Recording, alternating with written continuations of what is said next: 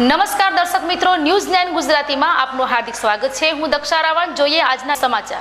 બોટાદ જિલ્લાના લાઠીદળ સાગાવદર ગામે eco car પાણીમાં તણાઈ, 8 લોકો પૈકી 2નો બચાવ, 6 લાપતા।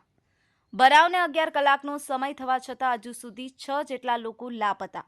તંત્ર દ્વારા રાતથી બચાવ કામગીરી અને રેસ્ક્યુ શરૂ। વડોદરાથી એનડીઆરએફની ટીમ બોટાદ આવવા રવાના। લાઠીદળ ગામના પ્રિયંકભાઈ ચૌહાણ નામના વ્યક્તિનું પરિવાર હતું। ઇકો કાર પ્રિયંકભાઈ સહિત 2 લોકોનો બચાવ થયો હોવાની પ્રાથમિક માહિતી। હવામાન વિભાગની આગાહીને પગલે બોટાદ શહેર સહિત જિલ્લાના ગ્રામ્ય પંથકમાં 16 જૂનના સાંજના સમયે સાર્વત્રિક અનરાધાર વરસાદ વરસતા બોટાદ જિલ્લાના લાઠીદળથી સાંગાવદર ગામે જવાના રસ્તે વોકડામાં એક ઇકો કાર પાણીમાં તણાતા ઇકો કારમાં 8 જેટલા લોકો સવાર હતા।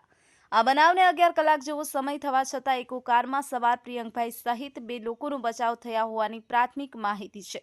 જ્યારે લાપતા 6 લોકોમાં નૈનાબેન યશવંતભાઈ વાવેતા ઉંમર 45 રહે વિંછિયા, મંજુબેન કનુભાઈ વાવેતા ઉંમર 72, ગીતાબેન મહેશભાઈ ચૌહાણ ઉંમર 48 રહે લાઠીદળ, હિતુબેન મહેશભાઈ ચૌહાણ ઉંમર 22 રહે લાઠીદળ, બાબુભાઈ તુલસીભાઈ ચૌહાણ ઉંમર 75 રહે શિવરાજગઢ ગોંડલ, શારદાબેન બાબુભાઈ ચૌહાણ ઉંમર 72 રહે શિવરાજગઢ ગોંડલનો સમાવેશ થાય છે। બનાવને 11 કલાકનો સમય થવા છતાં હજુ સુધીમાં 2 લોકોનો બચાવ થયો છે। તંત્ર દ્વારા રેસ્ક્યુ ઓપરેશન શરૂ છે, તેમજ વડોદરાથી એનડીઆરએફની ટીમ પણ બોટાદ આવવા રવાના થઈ છે। ન્યૂઝ 9 ગુજરાતી।